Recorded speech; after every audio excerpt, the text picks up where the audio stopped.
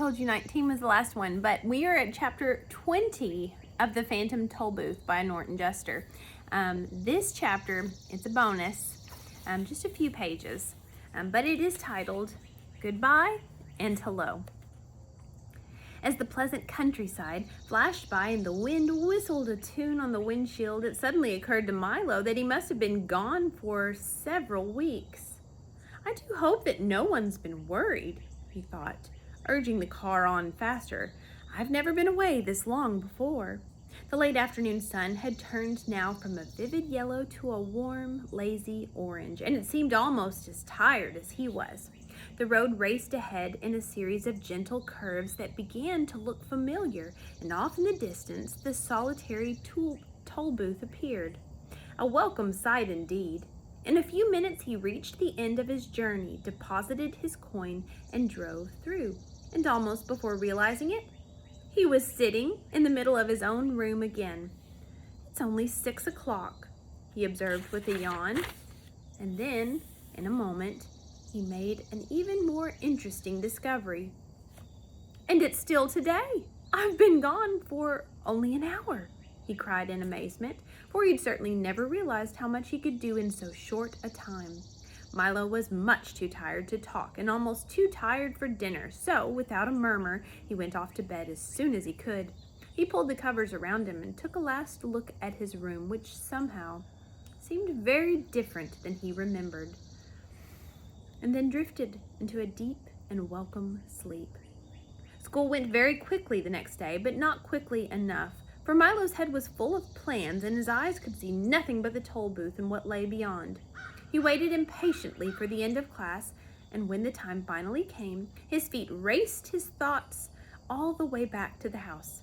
Another trip, I'll leave right away. They'll all be so glad to see me, and He stopped abruptly at the door of his room.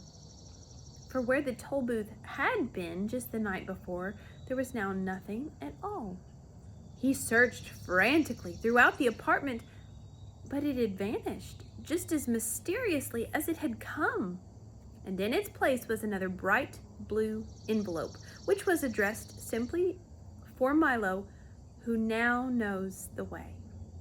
He opened it quickly and read, "Dear Milo, you have now completed your trip courtesy of the Phantom Toll Booth. We trust that everything has been satisfactory and hope you understand why we had to come and collect it. You see, there are so many other boys and girls waiting to use it too. It's true that there are many lands you've still to visit, some of which are not even on the map, and wonderful things to see that no one has yet imagined. But we're quite sure that if you really want to, you'll find a way to reach them all by yourself. Yours truly." The signature was blurred and couldn't be read.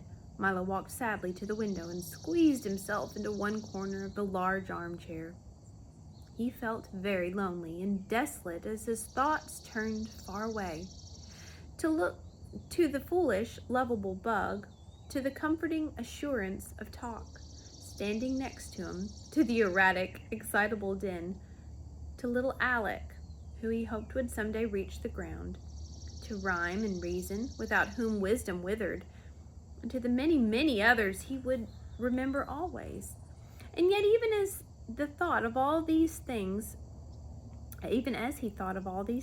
he noticed somehow that the sky was a lovely shade of blue, and that one cloud was the shape of a sailing ship. The tips of the trees held pale young birds, and the leaves were a rich, deep green.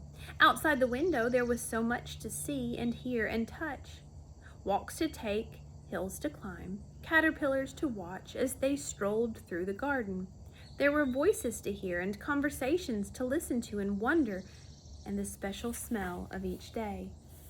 And in the very room in which he sat, there were books that could take you anywhere, and things to invent, to make and build and break, and all the puzzle and excitement of everything he didn't know, music to play, songs to sing, and words to imagine and then someday make real.